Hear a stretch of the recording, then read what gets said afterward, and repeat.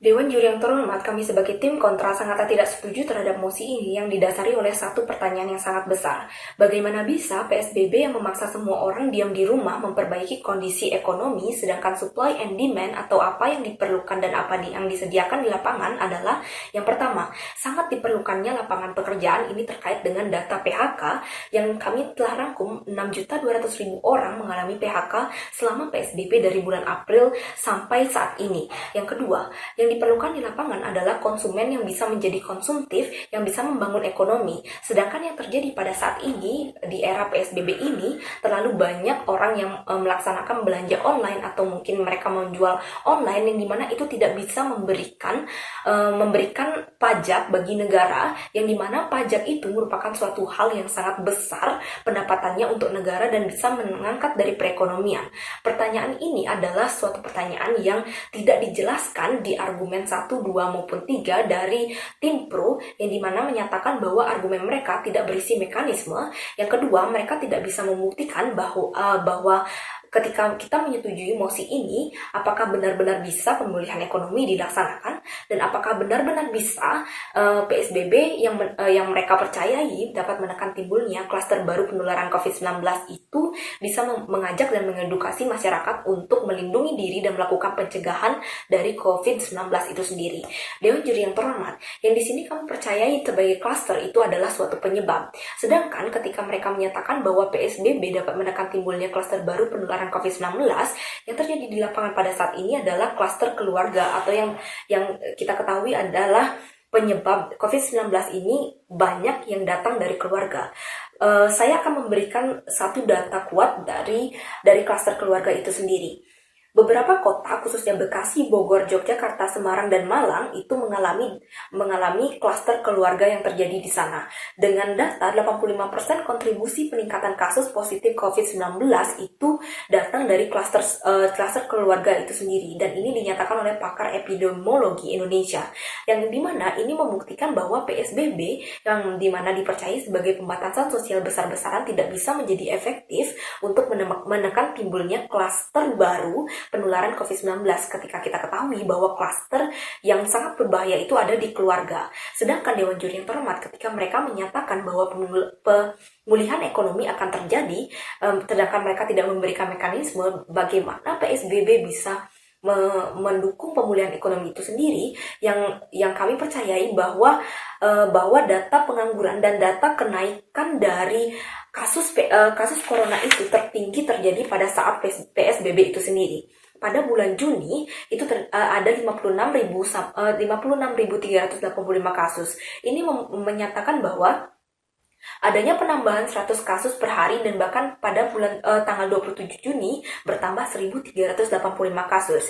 Ini membuktikan bahwa PSBB sangatlah gagal untuk menekan timbulnya klaster baru penularan COVID-19 itu sendiri. Dewan Juri yang terhormat, ketika mereka percayai bahwa PSBB merupakan pembatasan di areal umum, di areal publik, itu bisa menekan timbulnya klaster baru penularan COVID-19, sedangkan yang terjadi di lapangan adalah kenaikan signifikan dari kasus COVID-19 ini sendiri, Dewan Juri yang terhormat. Sedangkan ketika kami telaah atau observasi lebih lanjut, ternyata peraturan yang terkait PSBB itu sendiri memiliki mekanisme dengan sistem usulan, yang dimana itu dikembalikan kepada provinsi mereka masing-masing, apakah mereka mau atau tidak melakukan PSBB, yang dimana itu membuktikan bahwa tidak adanya indikator atau standar PSBB yang harus dilakukan oleh masing-masing provinsi itu sendiri, yang menyatakan bahwa status quo-nya sangat tidak diperlukan PSBB itu dilakukan. Ketika kepercayaan pemerintah dan masyarakat PSBB tidak perlu dilakukan, ini membuktikan bahwa status quo pada saat ini tidak perlu melakukan PSBB, dan yang perlu kita lakukan adalah bukan PSBB, Dewan Juri yang terhormat. Yang perlu kita lakukan adalah melakukan monitoring secara setiap hari dan dari satu tempat ke tempat lain dari Dinas Kesehatan itu sendiri, yang dimana mereka bisa melakukan ajakan dan edukasi di masing-masing pos itu sendiri. Selanjutnya ketika ajakan dan edukasi dilaksanakan, yang dilaksanakan oleh perwakilan dari Dinas Kesehatan itu sendiri, itu akan sangat dipercayai oleh masyarakat karena mereka mendapatkan informasi langsung, narasumber langsung dari tokoh masyarakat yang sangat dipercayai, yaitu dari perwakilan Dinas Kesehatan itu sendiri, Dewan Juri yang terhormat. Selanjutnya, Yang kami katakan di sini adalah mekanisme PSBB yang tidak ada indikator atau standar efektivitas dari PSBB itu sendiri. Kenapa kami katakan demikian? Hal ini karena kami akan memberikan comparison atau perbandingan di sini yang seharusnya ketika memang benar PSBB itu efektif dapat menekan timbulnya klaster baru penularan COVID-19, sekolah semestinya sudah berjalan. Tidak ada lagi kerja dari rumah atau work from home. Selanjutnya, ketika mereka menyatakan dan berani menyatakan adanya jaminan, seharusnya mereka memberikan batasan berapa lama PSBB dilakukan, dan ketika batasan itu tersedia, setelah batasan itu berakhir, seharusnya corona sudah berakhir Dewan Juri yang terhormat, dan tidak ada kelonjakan kasus lagi ketika PSBB telah selesai atau dilonggarkan untuk dilaksanakan. Tetapi tetap saja terjadi pelonjakan dan tetap saja terjadi pemecatan PHK, pemecatan atau PHK, dan ini terjadi karena banyaknya supply and demand, terganggunya supply and demand yang terjadi di masyarakat, yang dimana itu akan dijelaskan lebih lanjut oleh pembicara kedua dari segi ekonomi itu sendiri. Saya di sini akan memberikan justifikasi permasalahan, dan pembicara kedua saya akan menyatakan implikasi masa depan dengan efek jangka panjangnya terkait dengan ekonomi. Dan juga Dewan Juri yang terhormat, yang perlu kita perhatikan di sini adalah ketika kita berbicara tentang sosial ekonomi, yang menjadi stakeholdernya di sini adalah masing-masing manusia atau masyarakat itu sendiri. Ketika kita ingin menekan timbulnya klaster baru penularan COVID-19, yang kami percaya di sini adalah kita harus melindungi diri dari masing-masing masyarakat itu sendiri. Sedangkan data yang kami dapatkan di sini terkait dengan depresi itu terjadi 3 kali lipat, dan bahkan 51% depresi itu meningkat dari bulan April sampai Oktober Dewan Juri yang terhormat. Ini membuktikan bahwa PSBB selain tidak dapat menekan timbulnya klaster baru penularan COVID-19, PSBB juga tidak dapat memberikan jaminan rasa aman bagi masyarakat untuk menjalani kehidupannya mereka masing-masing. Sedangkan yang mereka perlukan adalah pekerja di lapangan, dan yang mereka perlukan adalah memenuhi kebutuhan ekonomi mereka di masa pandemi pada saat ini Dewan Juri yang terhormat. Jadi, dengan berdasarkan argumen yang telah kami berikan di sini serta justifikasi permasalahan, kami percaya bahwa PSBB tidak dapat menekan timbulnya klaster baru penularan COVID-19. Sekian dan terima kasih. Dewan ini percaya dengan adanya PSBB dapat menekan timbulnya klaster baru penularan COVID-19. Saya Nia Loviani dari pembicara kedua dari tim kontra. Di sini akan menyampaikan beberapa sanggahan dan juga argumen terhadap argumen yang disampaikan oleh tim pro. Pertama, tim pro mengatakan bahwa jaminan bahwa rantai penyebaran bisa diputus bersama dengan cara disiplin dan patuh akan aturan yang berlaku. Akan tetapi Dewan Juri yang terhormat, argumen pertama dari tim pro ini memberikan banyak pertanyaan yang timbul dalam benak saya. Yang pertama, apa jaminannya bahwa rantai penyebaran bisa terputus? Yang kedua, bagaimana masyarakat bisa dibuat disiplin dan patuh padahal mereka harus memenuhi kebutuhan ekonomi mereka? Buktinya pada saat PSBB, masyarakat masih terdapat kasus dan masih banyak masyarakat yang perlu untuk keluar rumah untuk memenuhi perekonomian mereka. Kedua, tim pro mengatakan bahwa mereka akan mengedukasi masyarakat dan mengatakan bahwa berkerumun itu tidak baik. Tapi Dewan Juri yang terhormat, pemerintah tidak mengatakan dengan mekanisme yang jelas bagaimana aturan yang harus diterapkan oleh masyarakat dan siapa yang akan mengawasi ketika masyarakat tersebut pergi dan kembali lagi ke rumah. Dan jika ada pengecekan kemudian ditemukan ada yang melanggar, apakah tindak lanjutnya Dewan Juri yang terhormat? Hal ini belum dijelaskan pada mekanisme yang disampaikan dari tim pro, sehingga saya munculkan pertanyaan kembali mengenai bagaimana meyakinkan rakyat bahwa PSBB bisa menurunkan klaster. Sementara dengan adanya PSBB yang mengetatkan seluruh komponen masyarakat, ini berarti bahwa pandemi COVID-19 belum bisa dikendalikan oleh pemerintah Dewan Juri yang terhormat. Faktanya, hingga tanggal 7 Agustus 2020 masih ada penambahan 658 orang di ibu kota Jakarta. Lonjakan ini membuat positivity rate atau persentase masyarakat positif naik menjadi 10,5%. Sedangkan standar dari Badan Kesehatan Dunia hanya maksimal 5% Dewan Juri yang terhormat. Sehingga hal ini memunculkan banyak sekali pertanyaan dan banyak sekali masyarakat yang merasa bahwa PSBB justru makin membuat keadaan bertambah runyam Dewan Juri yang terhormat. Kemudian, bagaimana tim pro bisa yakin bahwa masyarakat akan patuh padahal mereka tidak bisa bekerja, apalagi ada banyak sekali yang di PHK semenjak adanya pandemi COVID-19 dan adanya PSBB ini Dewan Juri yang terhormat. Langkah mereka terhenti, kemudian mereka juga jadi meningkatkan banyaknya pengangguran Dewan Juri yang terhormat.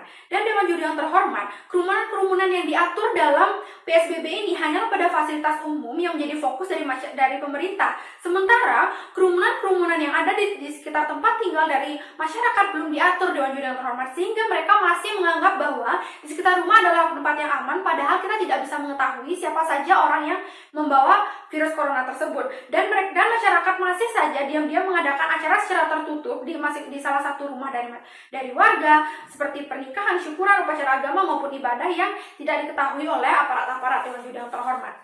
Sehingga kemudian disinilah muncullah beberapa argumen-argumen kami, sehingga kami dari tim kontra tidak percaya bahwa PSBB bisa menekan klaster baru penularan COVID-19. Yang pertama dari aspek ekonomi. Kenapa? Karena PSBB ini membuat kontraksi pada ekonomi dalam pelaksanaannya yang bukan hanya Indonesia yang terkena dampaknya, akan tapi hingga dunia.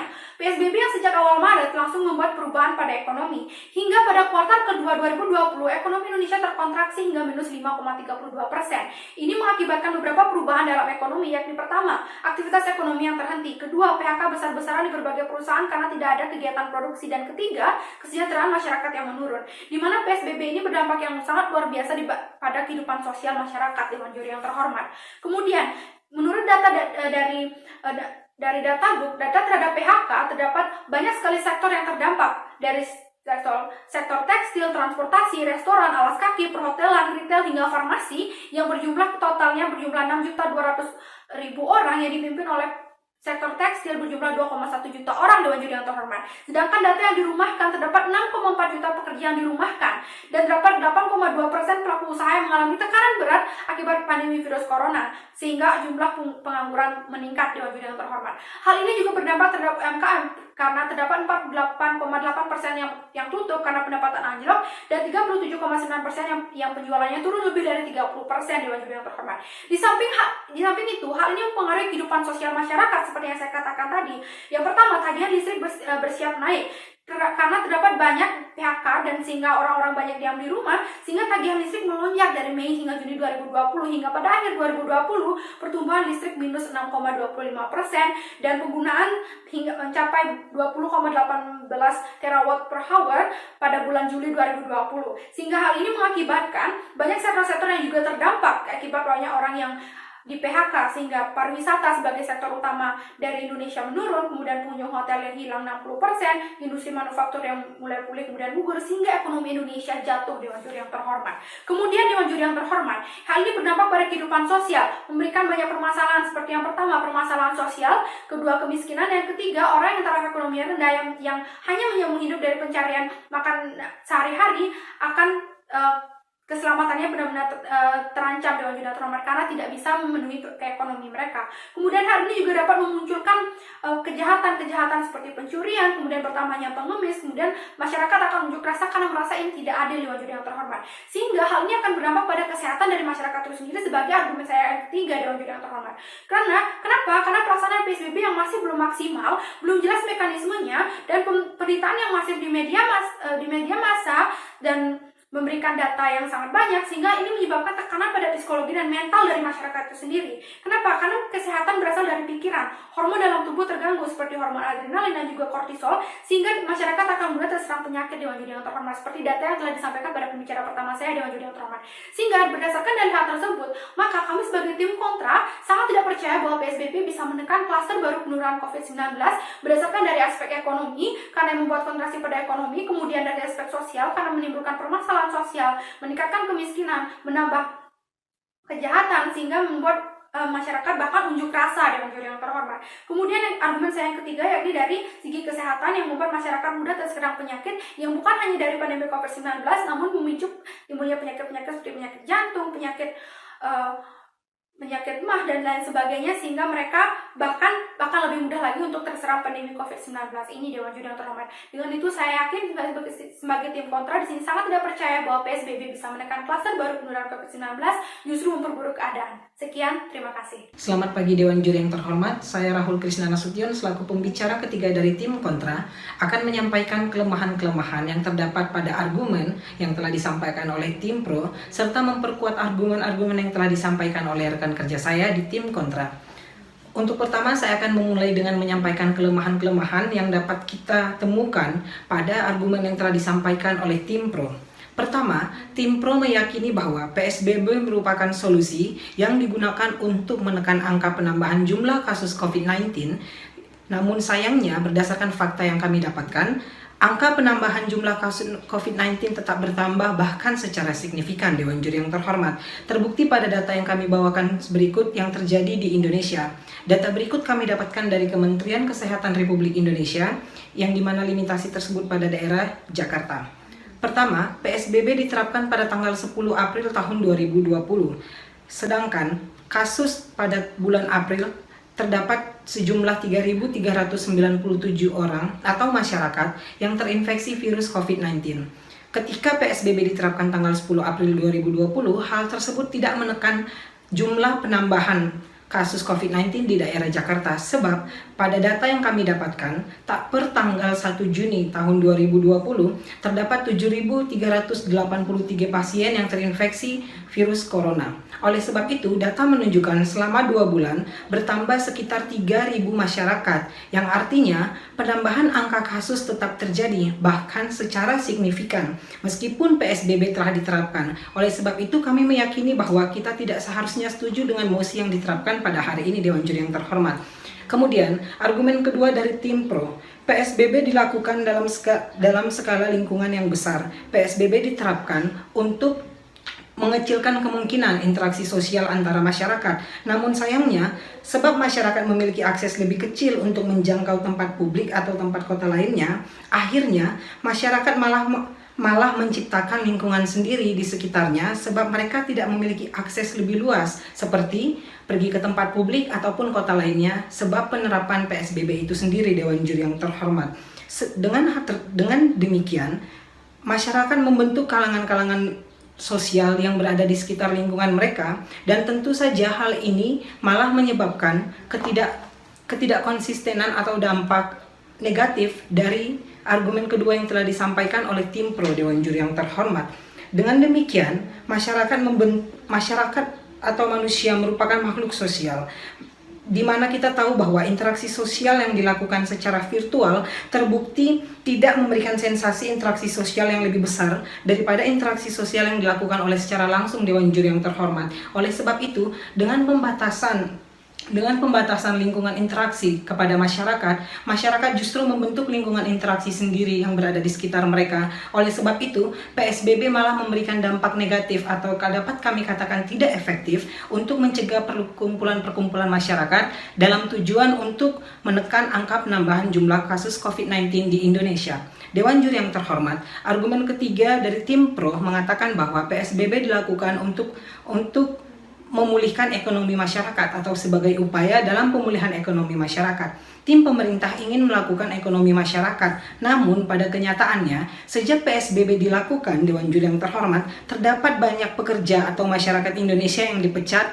bahkan dikenakan PHK atau pemutusan hubungan kerja. Berdasarkan data yang kami dapatkan dari CNBC, terdapat 6.200.000 masyarakat Indonesia per tahun 2020 yang mengalami PHK dan dipecat, Dewan Juri yang terhormat. Dengan mengadakan PHK pada masyarakat sejak PSBB diterapkan, maka kami memiliki beberapa pertanyaan di sini yang seharusnya dijawab oleh tim pro. Pertama, dengan mengadakan PHK pada masyarakat sejak PSBB diterapkan, maka bagaimana cara pemerintah mendapatkan keinginan masyarakat untuk bekerja sama dalam mencapai pemulihan ekonomi masyarakat? Kedua, apakah ada posibilitas di mana pemerintah akan mendapatkan kerjasama dari masyarakat saat masyarakat mengalami PHK yang disebabkan oleh penerapan PSBB, Dewan Juri yang terhormat? Oleh sebab penerapan PSBB, maka segala sesuatu dikerjakan dari rumah atau yang dikenal dengan istilah work from home. Karena segala sesuatu dikerjakan dari rumah, perusahaan-perusahaan dapat mengurangi jumlah tenaga kerja manusia atau sumber daya manusia di perusahaan tersebut, sehingga sangat banyak PHK yang terjadi pada tahun 2020 ini, Dewan Juri yang terhormat. Kemudian pertanyaan lain yang seharusnya dijawab oleh tim pro adalah bagaimana cara melakukan pemulihan ekonomi masyarakat di saat masyarakat sendiri tidak memiliki kepercayaan lagi kepada pemerintah sebab mereka telah merasa tersakiti oleh PHK yang dilakukan oleh pemerintah. Oleh sebab itu, kami tidak dapat mempercayai argumen yang telah disampaikan oleh tim pro dan kami di sini sebagai tim kontra sangat menolak mosi hari ini Dewan Juri yang terhormat. Karena banyak kelemahan yang terdapat dalam argumen tim lawan, maka kami tidak dapat mempercayai satupun dari argumen tersebut dan kami telah berhasil menjatuhkan seluruh argumen dari tim pro. Dalam menit terakhir dari pidato saya akan memperkuat argumen yang telah disampaikan oleh rekan kerja saya. Pertama, pembicara pertama saya berbicara tentang justifikasi. Justifikasi ada yang kami bahas di sini adalah tidak ada standar mekanisme yang jelas dalam proses pengawasan penyebaran COVID-19 melalui PSBB di Indonesia. Oleh sebab itu, karena tidak ada mekanisme yang jelas, hal tersebut menyebabkan ketidakefektivitasan yang dibuktikan dengan data penambahan angka COVID-19 yang terus ada bahkan hingga November 2020 Dewan Juri yang terhormat. Oleh sebab itu, kami sangat tidak setuju dengan mosi hari ini. Argumen kedua yang disampaikan oleh pembicara kedua dari tim saya, dari tim kontra, berbicara tentang implikasi terhadap masa depan, bagaimana penerapan PSBB ini akan memberikan efek negatifnya dalam bidang ekonomi, sosial, dan kesehatan Dewan Juri yang terhormat. Dari segi ekonomi, work from home dilaksanakan di Indonesia dan itu menyebabkan pengurangan tenaga kerja sebab masyarakat dapat melakukan pekerjaannya dari rumah sehingga pekerjaan-pekerjaan yang membutuhkan tenaga kerja manusia dapat dikurangi dari perusahaan-perusahaan tersebut. Oleh sebab itu pada tahun ini sangat besar data PHK yang terjadi. Dari segi sosial, dengan membatasi lingkungan interaksi sosial masyarakat, maka di sini itu berdampak kepada juga kesehatan masyarakat di mana mereka tidak memiliki banyak akses untuk berinteraksi sosial. Sebagai yang telah kami tegaskan sebelumnya bahwa manusia merupakan makhluk sosial. Dengan membatasi interaksi sosial kepada masyarakat lebih menutup dirinya sendiri dan tidak efektif dalam mengerjakan pekerjaan-pekerjaan yang dimiliki. Oleh sebab itu, kami dari tim kontra sangat menolak mosi bahwa Dewan ini percaya dengan adanya PSBB dapat menekankan timbulnya klaster baru penularan COVID-19. Terima kasih. Sekian dari saya. Saya Sania Indriwaini sebagai pembicara kesimpulan dari tim kontra. Dewan Juri yang terhormat, esensi dari mosi ini adalah kita harus membuktikan apakah benar dengan adanya PSBB dapat menekan timbulnya klaster baru penularan COVID-19. Tetapi Dewan Juri yang terhormat, di argumen 1, 2, dan 3 yang diberikan oleh pembicara dari tim pro tidak menunjukkan bahwa mekanisme yang jelas berkaitan dengan janji-janji mereka yang menyatakan bahwa yang pertama, mereka memberikan jaminan bahwa PSBB dapat menekan timbulnya klaster baru. Tetapi fakta yang terjadi di lapangan seperti yang pembicara pertama sebelumnya katakan adalah kasus corona tertinggi bahkan terjadi pada bulan Juni. Pelonjakan terjadi 1.385 kasus per hari. Itu membuktikan bahwa PSBB sangatlah tidak bisa menekan timbulnya klaster baru penularan COVID-19. Karena jika saja klaster baru penularan COVID-19 itu bisa ditekan, PSBB semestinya bisa memberikan jaminan bahwa sekolah bisa diaktifasikan lagi. Selanjutnya, pertanyaan yang tidak bisa dijawab oleh tim pro adalah mengenai bagaimana PSBB bisa memberikan jaminan pemulihan ekonomi, sedangkan yang terjadi di masyarakat adalah perlunya lapangan pekerjaan dan terjadinya PHK. Seperti pembicara pertama katakan sebelumnya terkait dengan justifikasi permasalahan di sini adalah mekanisme PSBB yang tidak memberikan indikator atau standar PSBB karena mereka menggunakan sistem usulan yang dikembalikan lagi ke masing-masing provinsi itu sendiri. Yang dimana kita ketahui bahwa ketika dikembalikan lagi kepada provinsi itu sendiri dengan konsiderasi menteri, yang pastinya mereka memiliki perbedaan standar itu sendiri Dewan Juri yang terhormat. Sedangkan yang kita perlukan adalah standar yang sama untuk melindungi masyarakat Indonesia dan mengevaluasi apa yang telah terjadi sebelumnya. Pembicara pertama dari tim kami telah menyatakan bahwa mekanisme ini tidak bisa dijalankan dengan sangat efektif karena kami sangat memerlukan standarisasi yang terjadi di masyarakat. Selanjutnya, pembicara kedua menyatakan bahwa akan terjadi kerusakan ekonomi yang seperti yang pertama resesi, yang kedua terjadi banyaknya PHK. Dengan hal itu, ketika memang benar PSBB dapat memberikan janji atau jaminan pemulihan ekonomi, yang seharusnya terjadi adalah lapangan pekerjaan tetap didapatkan oleh orang-orang yang mengalami PHK. Selanjutnya, pembicara pembicara di tim pemerintah tidak bisa memberikan mekanisme yang jelas dan bukti yang jelas mengenai bagaimana bentuk ajakan dan edukasi dari ketika PSBB dapat menekan timbulnya klaster baru penularan COVID-19. Sedangkan kami di tim kontra telah memberikan solusi yang dimana mengefektifkan monitoring yang dilaksanakan oleh Dinas Kesehatan dari pos 1 ke pos lainnya. Dan kami percaya PSBB tidak dapat menekan timbulnya klaster baru penularan COVID-19, serta kami percaya bahwa PSBB tidak perlu dilakukan Dewan Juri yang terhormat, karena beberapa hal yang telah kami sampaikan sebelumnya di pembicara 1, 2, dan 3. Yang harus kita ketahui juga, Dewan Juri yang terhormat, status quo dan urgensi yang terjadi pada saat ini adalah yang pertama, data pengangguran yang seperti pembicara pertama katakan sebelumnya itu terkait PHK yang terjadi 6.250.000 orang selama PSBB itu sendiri. Yang kedua, data kenaikan yang telah disampaikan oleh pembicara pertama saya itu sendiri. Selanjutnya, hal-hal yang terjadi yang berkaitan dengan ekonomi dan sosial dan ekonomi yang telah diberikan oleh pembicara pertama dan pembicara kedua dari tim kontra, seperti data depresi yang diberikan oleh tim kami yang mencapai 51%, yang melebihi dari 50% Dewan Juri yang terhormat, bahkan 50% pun telah dilampaui oleh data depresi kelonjakannya ini yang dari kami rangkum dari April sampai Oktober itu Dewan Juri yang terhormat. Selanjutnya, ada klaster keluarga yang telah disampaikan oleh pembicara pertama sebelumnya, dan ini juga membuktikan bahwa PSBB bukanlah hal yang tepat untuk menekan timbulnya klaster baru, karena ketika kita ketahui PSBB yang dimana tujuannya mengurung orang-orang untuk tetap ada di rumah, sedangkan klaster baru seperti pembicara satu yang katakan sebelumnya adalah 85% kontribusi peningkatan kasus positif COVID-19 itu berasal dari klaster keluarga, dari rumah itu sendiri Dewan Juri yang terhormat. Dan ini seperti yang pembicara satu katakan sebelumnya adalah data dari pakar epidemiologi Indonesia itu sendiri Dewan Juri yang terhormat. Dan ini membuktikan bahwa PSBB bukanlah suatu solusi yang sangat efektif dan tidak dapat menekan timbulnya klaster baru penularan COVID-19.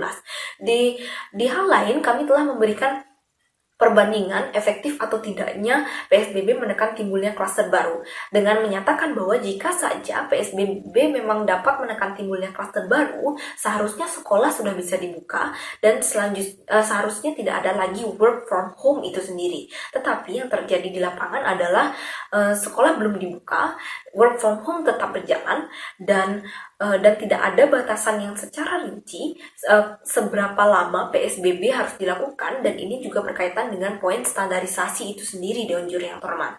Dari poin justifikasi permasalahan serta implikasi masa depan terkait efek jangka panjang yang telah dinyatakan oleh pembicara 1 dan 2 di tim kontra, kami percaya bahwa PSBB tidak dapat menekan timbulnya klaster baru penularan COVID-19, dan kami telah menjatuhkan argumen 1, 2, dan 3 yang diberikan oleh tim pemerintah itu sendiri. Dan berdasarkan hal itu, kami sangat tidak setuju terhadap mosi ini. Terima kasih.